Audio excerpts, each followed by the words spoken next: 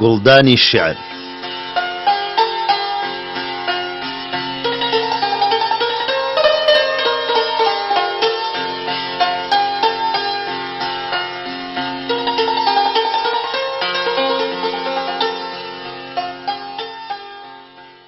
لە بەرنامەی گوڵدانی شێعری ئەم جارەدا گەشتێک بەناو دیوانەکەی مامۆستا گۆران شاعری جوانی و سروشت هاکەین.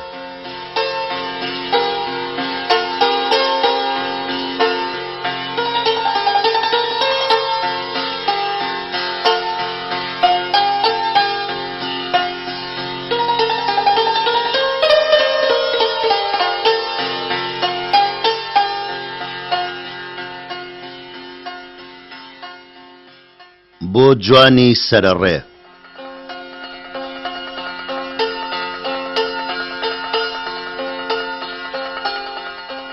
بۆ یەک شەو لایدایە ئەم دێ ڕێوێڵم بەیانی ڕۆژ هەڵات سوارە بم جێی دێڵم وەک ساوای یەکشەوە کە دێ پاشنەمانی چۆڵ ئەبێ بە یەکجار لە ناو و نیشانی ئەم دێ جێ دێڵم بێ نیشان بێ شوێن پێ ئەی پەری سڵمەکە لامەدە بۆ لاڕێ ئەو نیگانی و کەچێ و چاوە مەستانە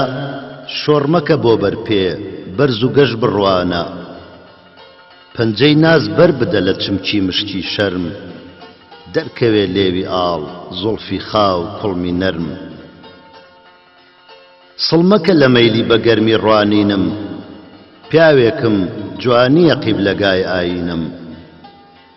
سەرنجێک من ئەیدەم لەو بەژن و باڵایە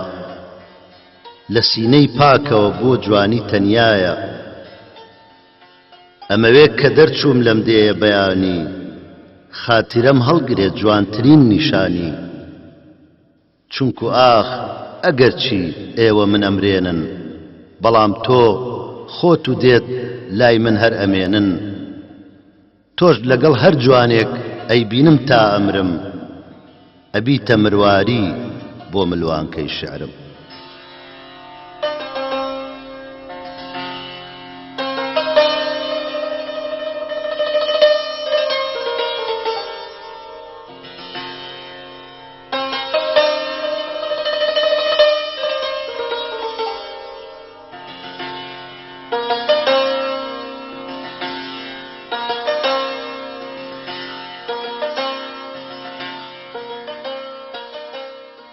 نیاز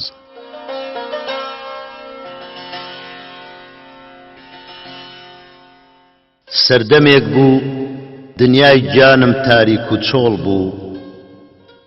کام بە ڕۆچکەی گەرمە دڵم چەشنی سەهۆڵ بوو قەریحە موشک تەبیعەتم زەرد و ژاکاو بوو زەردەخەنەم ئاخی سەر لێو فرمێسکی چاو بوو بە ئاسمانی هیوامەوە ئەستێرەکانم بە هەزاران شا ئەستێرەی گەشگەشی جوانم هەموو نوقمی دەریای تەمی ڕەش و تاریک بوون وەک وەنەوشەی چنراو لەگەڵ سیزبوون خەریک بوون سەردەمێ بوو بێنەغمە بوو باخچەی ژیانم بێورتە بوو ناوهێلانەی بولبولەکانم لەرەی دەنگی شادمانی و نەشئەم خنکا بوو شەپۆلی بای بەهرە و جۆشم مەنگ ڕاوەستا بوو تەلی عود و کەمانم پس کونی شمشاڵم بەسرا بوو وەک گرەی دڵ و زمانی لاڵم سەردەمێ بوو نەتریفەی مانگی هاوینم نە گزنگی هەتاوی سەلوتکەی بەفرینم نەلەرزینی چینی سەرڕووی گۆماوی شینم نەبریقەی دووری چەمی پاش زۆربارینم نەورشەی گیای مێرجی سەوزی دەمە و بەهارم نەشنەبای دارستانی چڕی نزارم چەشنی جاران دای ئەخوربان ناخی دەروونم ئەی هێنایە سەر هەڵقوڕین سەرچاوی ڕوونم سەردەمێک بوو سەردەمێکی دوور و درێژ بوو نوێنی ئارام بۆ من لەسەر چەرپایەی لێژ بوو، نەخەوم خەو نەخەیاڵم وەک خەیاڵ وابوو، هەستیم وێنەی ئۆقیانوسی ژێر ڕەشەبا بوو، لەشم بێهێز گیانم بێزار دڵم غەمگین بوو، هیوام تاریک مەیتی عەشقم تابوتی ژین بوو. ناومێد بووم وامەزانی دەردێکە کاری، بەرەو پیری چوون هێناویە دیاری یەکجاری، ئیتر ئەبێ کونجێ بگرم دۆشدا بمێنم، لەسەر مەرجی عمری جوانیم یاسین بخوێنم، چاوەنوار بم ساکەی گەردوونی بێباک، جانەوەری گۆڕ هانەدا بم کاتە خۆراک. بەڵامەی یاری نازدار شۆڕە ژنی شۆخ، بەلێوی ئاڵ بە چاوی ڕەش چاوی ڕەشی تۆخ، بە باڵای بەرز بە ئەندامی نەرم و شل و جوان، ڕەوتی شیرین عیشوە و نازی گفتوگۆ و جوڵان، بەم جوانیانە کە زینەتی بەهەشتی دنیان، بەم جوانیانە کە لە تۆدا هەمویان پەیدان، لەو ڕۆژەوە دیومە سیحری زەردەخەنەی تۆ، دنیای دەروون مەلەکانی هاتوونەوە گۆ، سەرچاوەکەی عمری جوانیم هاتۆتەوە قوڵ، باخچەی ژینم پڕ بۆتەوە لە نەمامی گوڵ. ئێستا ئەگەر بێت هیچ نەبێ لوتفی تۆ جارجار،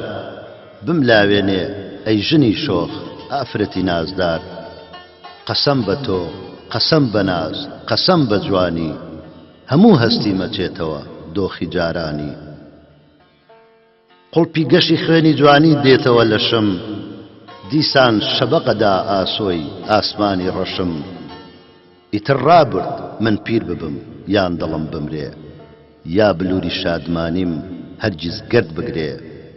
ئەمجا ئەی یار ئەی خواژنی عەشقم ئەی ڤینۆز، ئەی هەیکەلی بەدەن لە عاج تەوالێت ئابنووز، هیچ نەبێ بۆ خاتری جاهی ئەپۆلۆ، مەلی شعرم مەیدان مەدە بکەوێ لەگۆ.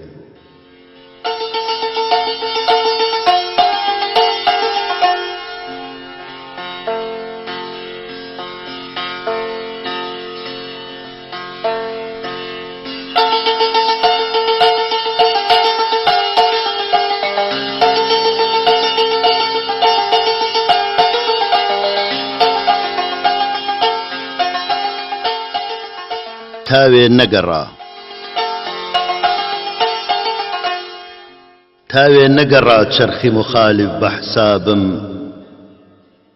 بێناڵە نییە سانیە یەکتاری ڕوبابم، هەر لەحزەیەکی مەهدی هەزار گریە بوو ئەفسوس، ساڵانی مناڵیم و هەموو عمری شەبابم. گەر ڕاستە مەلەگنامەیە ئەعمال مەنووسێ، با سوور بێ وەکو خوێنی جگەر خەبتی کتابم، شەمعێکە لەسەر لێوەلەرەی مەینەتی من ڕۆژ، ئەستێرەی شەو شاید من سەختە عەزابم. ئێستا خەلەلی عافیەتیش باری بەدەنما، هەر دەردە ئەدا پاچی لە بنیانی خەرابم. تخوا دڵەکەم کوانێ ختوراتی جوانی، بۆ ڕەش بوو هەموو وفقی خەیاڵات و سەرابم. هەیهات چ بێمێهر و وەفا دەرچوو نیگارم، حاڵی بەگەرم پرسشەکەم ساردە جەوابم. زیاتر سەبەبی عەقڵ و شعورە خەفەتی من، بۆ غەفڵەت و نسیانە هەموو نۆشی شەرابم. ساقی بە فیدای دیدەی مەخمور تەکەم دین، لێو ڕێژمەوێ پیاڵەی مەی ئەجری سەوابم.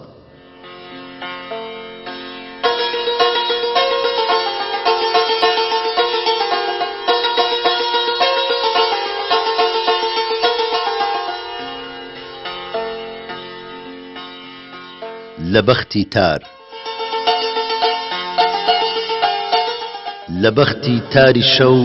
ناکەم شکایەت، شەبیهە چونکی بەو زوڵفی سیایەت، نییە قابل بڕینی ڕاهی دووری، وەکو پرچت کشاوە بێنیهایەت.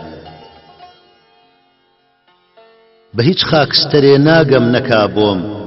لە ئەنجامی لەهیبی حوب حکایەت. کە تیری نێونیگات چەرخانە ئینسان قەفەس خاڵیەکە مرغی درایەت لە چاوی بەدخوا عمری جوانی قبول کالێم بە پاداشتی وقایەت خەوی منداڵ و سەهری عاشقی زار ئەبەخشێ حوزنی نەغمەی لایە لایەت هوەی دایە لە ڕەنجی ئاڵی دەستت کە دایم پیشەتە قەتڵ و جینایەت هەتا کەی بادەنووشی عاشقی تۆ بم هەتا کەی بێمەزەی ماچێ کیفایەت دەخیلت بم همای زوڵفەینی دولبەر بەسەر سەرما بکێشە فەیزی سایەت بە گۆران ناکرێ قەت تەرکی سەودا کلا نابم لەسەر جادەی هیدایەت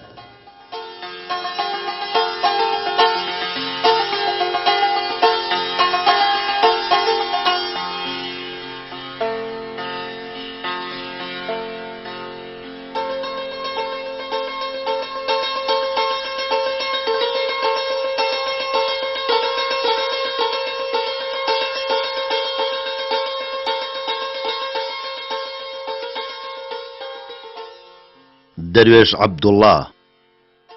بۆ فریشتەی مۆسیقا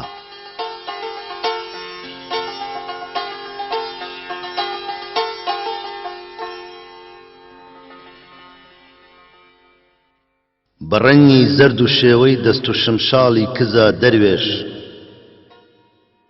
حەزم کرد بەستەیەک ببێم سەراسەر حوزن و ماتەم بێ لە سیما تا بەدیم کرد هەیکەلی عومرێکی حەسرەت کێش وەها دیارە کە بەختت ئاشیانی بلبلی خەم بێ بەڵێ دیارە لە ناو قەومی بەسی تا قەدری سنعەتکار وەکو عەکسی قەمەر وایە لە ناو حەوزێکی لیخندا بەڵام تەختی ڕوفاه و تاجی حورمەت میلەتی هوشیار بە ئوستادێدا وەک تۆ لە ناو شمشاڵی کونکوندا سەحەر بێنێتە گریان و قسە سحری پەری نەغمە برای دەروێش ئەزانم بۆ مەعیشەت وێڵ و ئاوارەی بە زەهری ناعیلاجیتە لە ناکەزویستنی لوقمە بە مردنتە کە گوێی ناشی ئەخنچێنێ خرۆشینەی بەڵام چی بکەین لە ناو چاوی ڕەشی بەعزێ زەکای گەورە وەکو تۆوی گوڵی دەمبا لەسەر بەردێکی ڕەق ئەڕوێن ئەگەر خیلقەت نەسیبی عمری تۆی مەحکومی ئەم دەورە نەکردایە خوا عالم لە کام عەرشت ئەسووداوێن نە حەرفی مەکتەبێکت خوێند نە ئوستازێ پەلی گرتی سرف بەرزیزەکە ئەم سنعەتەی فێر کرد بە شمشاڵت هەموو وەزنێکی گۆرانی لە توولانی هەتا کورتی بەسەر پەنجەی هونەر کردت بە دیلی کۆششی زاڵت ئەوەندەم بیست لە مۆسیقا خرۆشی ڕۆحی بێگانە میزاجی کوردەواریم تێک چووە دەروێژ عەبدوڵڵا دەخیلت بم دەسا بەو لاوک و ئای ئای و حەیرانە شەپۆلی زەوقی ملی پڕ دەرونی مات و چۆڵم کە لە بتهۆفن گەلێ زیاتر بە ڕۆحم ئاشنای وەڵڵا دەئەی دەروێش سکاڵایەک لەگەڵ ڕۆحی کڵۆڵم کە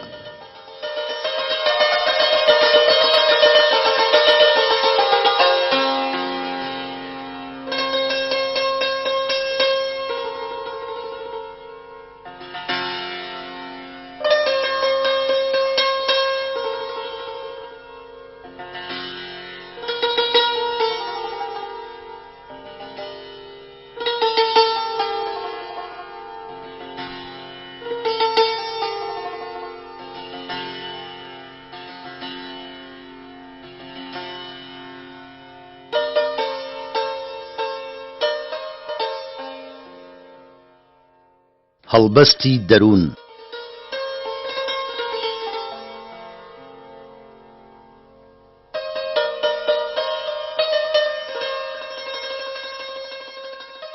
هەرچەنەکەم ئەو خەیاڵەی پێی مەستم بۆم ناخرێتە ناو چوارچێوەی هەڵبەستم لێکدانەوەی دەروون قسەی زمانم بۆچی وەها دوورن لەیەک نازانم ئەمیز دەروون بکرایەوە وەک تۆمار دەرکەوتایە دنیای جوانتر لە بەهار دەرکەوتایە ئاوات هیوا خەوبینین پرشنگدارتر لە ئەستێرەی قوبەی شین دەرکەوتایە مانای مەنگی دەریایی کە نەرمەبا لە ڕووی ئەدا بە ئەسپایی دەرکەوتایە ئەو دنیایە کە شعری بێفرمێسکە و زۆرتر لە فرمێسکەگری زەردەخەنەی بێ ئاوێنەی دەم و چاو تیشتێک ئەدا ڕووناکترە لە هەتاو بەڵام ئەفسوس کە ئەو شعرە جوانانە باڵدارێکن جێنایەڵن هێلانە لە ناوەوە ئەجری وێنن ئەخوێنن هەرگیز قەڵەم بە کاغەزا ناهێنن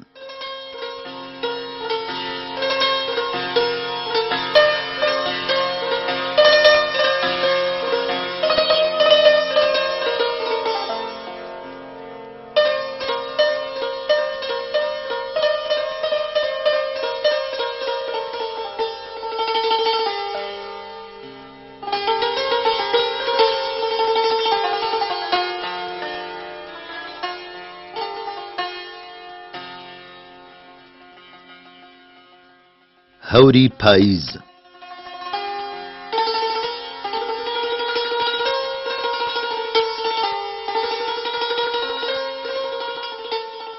لە دەریاوە قەتاری هەوری بارشت کەوتە دوی پێشەنگ بەسەر سنگی چیادا چۆکی داداوە کشوو بێدەنگ بەسەر پاییزی زەردا با بەخوڕ بگری بە کوڵ بگری لەسەر ئاخر گەڵا ئاخر چڵی تەنیایی گوڵ بگری بەخوڕ بگری بە کوڵ بگری بەسەر دەشت و دەری وشکا بەسەر داری گەڵا زەردا بەسەر پوشا بەسەر دڕکا بەسەر سەرچاوەی کزرا بەسەر زیخی چەمی دێمە بەسەر هەر وشتیەکاوە لە هاوینی گەرم جێمە بەڵێ بگری بە کوڵ بگری هەتا ئاخر دڵۆ بگری بە گریەی هەوری پاییز با نقم بێ سینەی کزری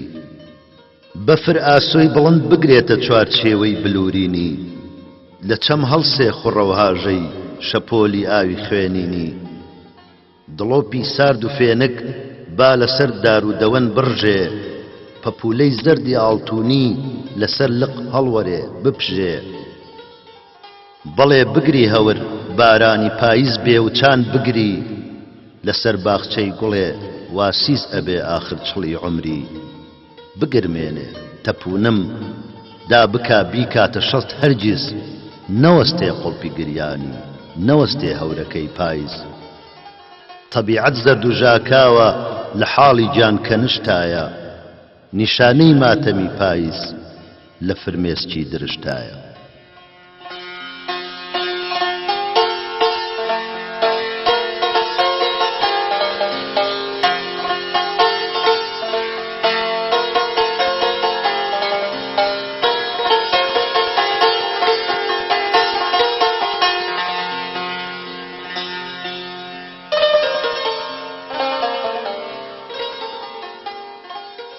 ئافرەت و جوانی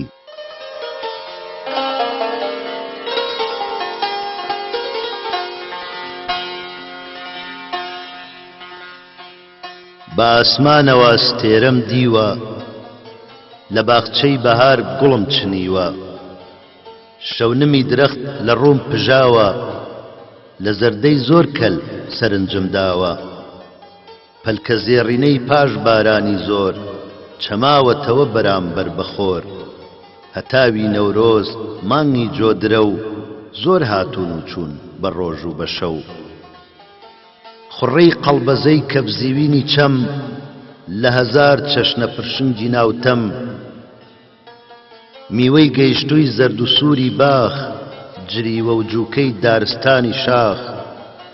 لە گەروی شمشاڵ لە تەلی کەمان گەلێ هەڵساوە ئاوازی جوان جوان ئەمانە هەموو جوانن شیرینن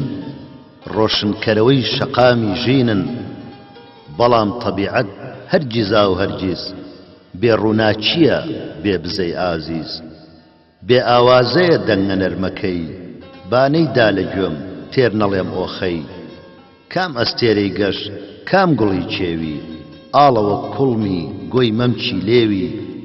کام ڕەشیەگا بە ڕەشی چاوی برژانگی برۆی ئەگریجەی خاوی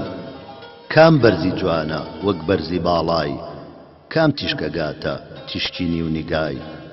کام تاسە کام مەیل کام چاوە نواڕی تەلیسماویە وەگی دڵڵاری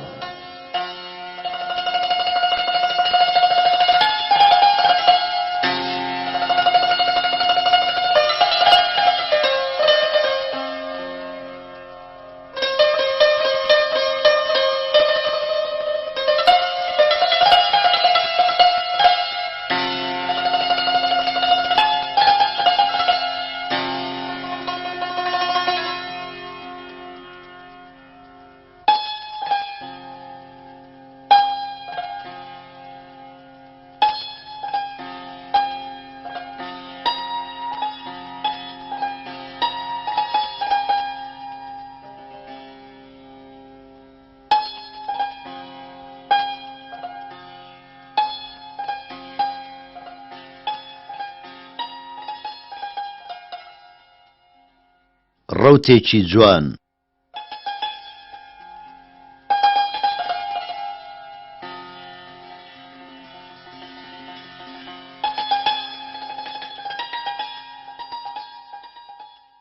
لەژێر زەردەی خۆرەتاوە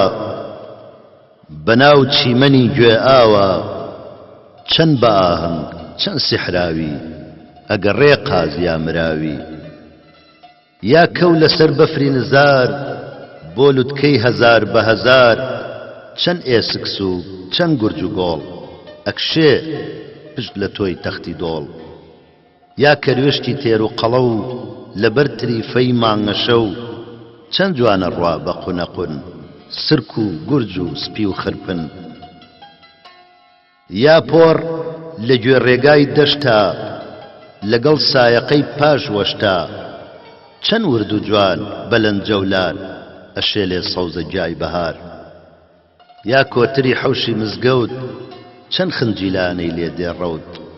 ئەوەندە جوان لەوە جوانتر لە شنەی بای شەو ڕەوانتر لە لەرەی پرشنگ ئاوازە لە خوڕەی ئاو شعری تازە بە ئاهەنگتر بە خرۆشتر بە گوێچکەی دڵ دەنگی خۆشتر پێی نازەنێ بەسەر ئەرزا جوانێ لە بەژنێکی بەرزە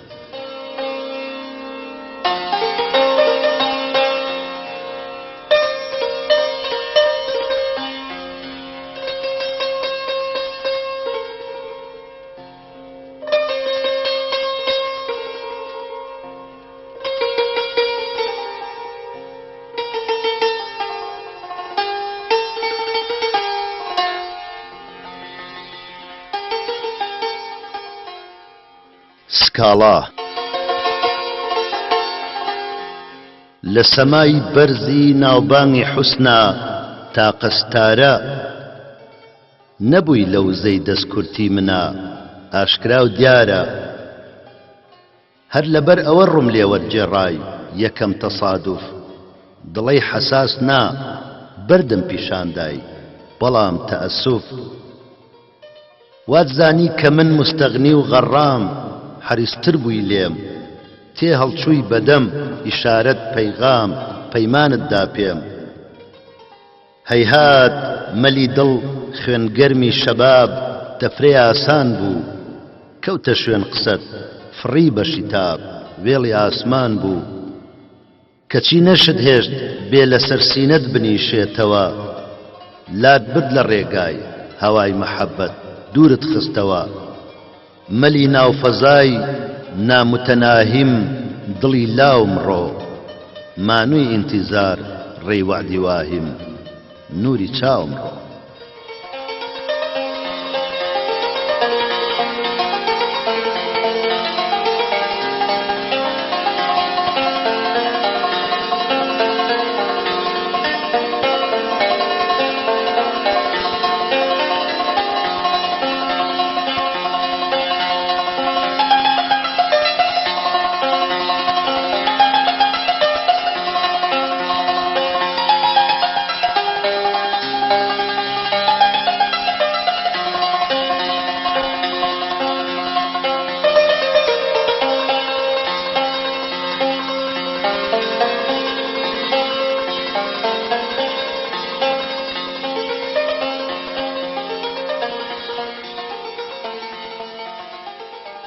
لە درزی پەچەوە.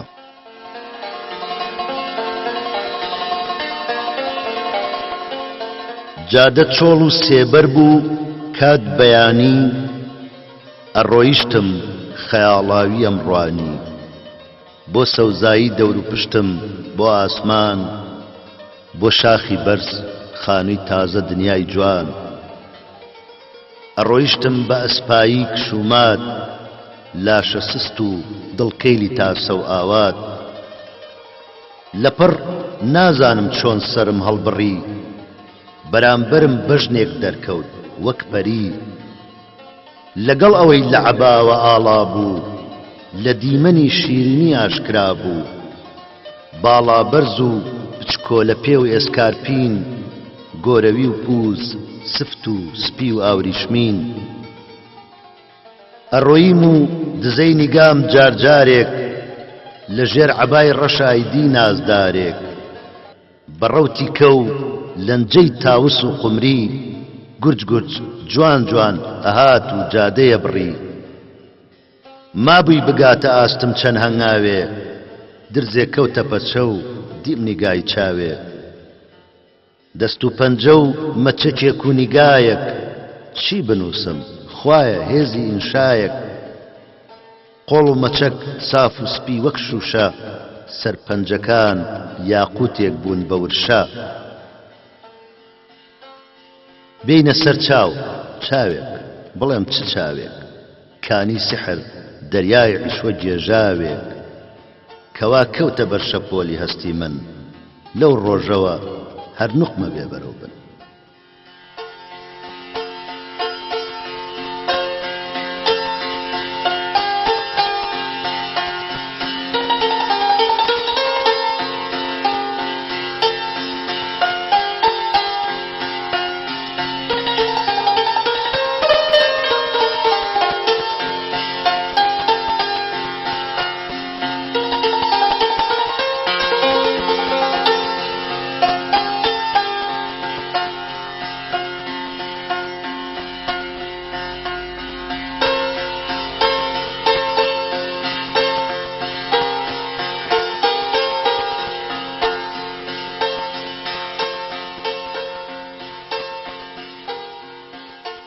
جوانی بێناو.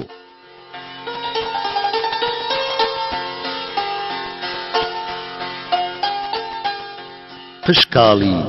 لێو ئاڵی پرشنگی نیگا کاڵ، ئەی کچە جوانەکەی سەرگۆنا نەختێگاڵ، ئەی کچە مەنگەکەی بەدەنگی چپەدوو، گەندەمووی دەم و چاو مەچەک هەڵنەگرتوو، ئەی ئەندام وردی لەی نەرمۆڵەیە سکسووک، ئەی بەرجی ساکارت دڵگیرتن لە هی بوو. ڕاستە من ڕێبوارم سەر پێی ئەڕوانم، بەڵام وا جوانی تۆ کاری کرد لە گیانم، ئەڵەی نەک هەرێستا عمرێکی درێژە، بەو دەست و پەنجانت برینم ساڕێژە. ئەی کچە کاڵەکە جوانی تر با زۆر بن، لە باخچەی بەهارە گوڵباخی بەرخۆر بن، با ڕەنگیان پەرداخت بێ و جێگەیان سەرچڵ بێ، بەواتەی خەڵکی تر با ناویان شاگوڵ بێ. گیانی من بۆ تەڵێ وەنەوشە پەرۆشە، کە لە ژێر سێبەری تووتڕکا خامۆشە. لە هەموو ئاسمانە ئاستێرەی بەربەیان، ئەخاتە دڵی من هەستێکی سپی و جوان، لە تەختێک هەڵدە 3001 نەغمە، ئەوەیان شیرینتر دێدەگوێم زۆر نزمە. کانیەکی ڕوونی بەر تریفەی مانگەشە و، لە بنیا بلەرزێ مرواری زیخ و چەو، جوانترە لە لای من لە دەریای بێ سنوور، شەبۆلی باتەبەر تیشتی خۆر شڵپۆڕ. قشکاڵی لێو ئاڵی پرشنگی نیگا کاڵ، ئەی کچە جوانەکەی سەرگۆنا نەختێگاڵ. دەربەست نیم ڕێبوارم دەربەست نیم ڕەوتەنیم، ئەزانیش پرسە و دەربەستی ێزگار چیم، هی ئەوەی نیگارێک لە یادم کێشراوە، شۆخێکی نایابە بەڵام ئاخ بێناوە.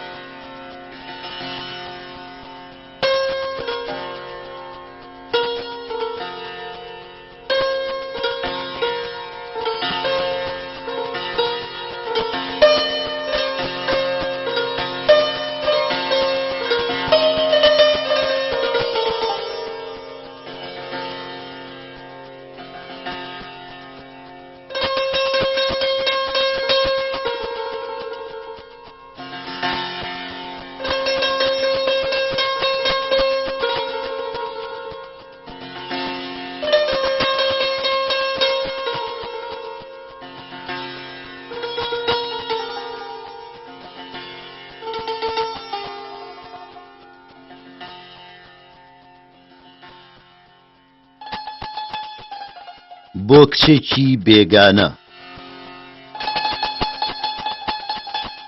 زۆر قژی زەرد سەرنجی ڕاکێشاوم،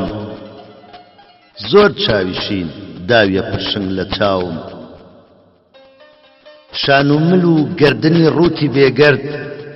سنگی نەرم و مەمچی قوتی توند وەک بەرد. بەژن و باڵای کەڵەگەت و شۆخ و شەنگ، لە شولاری کەمێک گۆشتن کەمەرتەنگ. پێستی سپی بە خوێنی گەژمەی لەو ئاڵ، قوڵمی قەڵە و چەناگەی ناوەڕاچاڵ. دەمولێوی وەک گوڵی بربەیانی، ئەمانە گشت گەلێکی تریش جوانی. وەک لەنجەولار زەردەخەنە نەغمەی دەنگ، شەرمی تاوتاو ناسکردنی ڕەنگا و ڕەنگ. هەموم دیون کاریان کردۆتە هەستیم، سەردەمێکی عمرم بوونە هۆی مەستیم. هەموو یەک یەک یاخود دەستە بە دەستە، ناخی گیانیان بۆ پڕ کردووم لە بەستە. ئەمانەم گشت لا جوان بۆ و لا جوانە، بەڵام هەرگیز تەنیا جوانی ئەمانە. بۆی نەشکانم تینوێتی وارەزووی دڵ، هەر گەڕاوە مەلی برسیم چڵاو چڵ. لە هەر باخێ گوڵێکی سوورم دی بێ، بۆی چووم هەزار دڕک لە پێم چەقی بێ. هەر ئەوەندەش گیرۆدەی گوڵی سوور بووم، نەشارەزا و پەپولەی دوور بە دوور بووم. ئەم جایی تر کەوتومەتە بەیایی، بۆ جوانێکی تری پێش ئاشنایی. جوانەی تریش هەر وەکو ئەم جوانانە، نەیتوانیوە دامرچێنێ ئەم گیانە. هەر سەرگەردان هەر ئاوارە هەر برسی، بۆچی باشە پێت بڵێم با ئەپرسی. چونکە کاتێ دێنێتە دی خۆزگەی دڵ، جوانی گیانیش هاوکاری بێ جوانی گەڵ. لەش با هەردەی بەهار بێ ئارایشتی، ئاسمانێکی ئەوێ فەڕبا بەگشتی. بۆ کڵۆڵیم ڕەنجەڕۆییم بەدبەختیم، تا ئێستاکە هەر نازدارێ من ناسیم. بەڕواڵەت چەند پرشنگدار و شیک بوو، پێچەوانەی ئەوە دڵی تاریک بوو. کۆشی گەرم و دەرونی سارد و سڕ بوو، زمانی نەرم نیهادی ئەجگەر دڕبوو. لە بەرەوای قژ زەردی بێگانە، جیلوەی جوانیت لە بیرم چێ ئاسانە. بەڵام ئەوەی لێی وروژاندم هەستم، ئەو کتێبی شیعرەیە داتە دەستم. گران هەتا دوا هەناسەی ژیانم، لە بیرم چێ ئەو جوانەی دای نیشانم. دیوانەکەی برۆنز کە نەغمەی شیعری، ئەڵەی کچە پێ ئەکەنێ یا نەگری.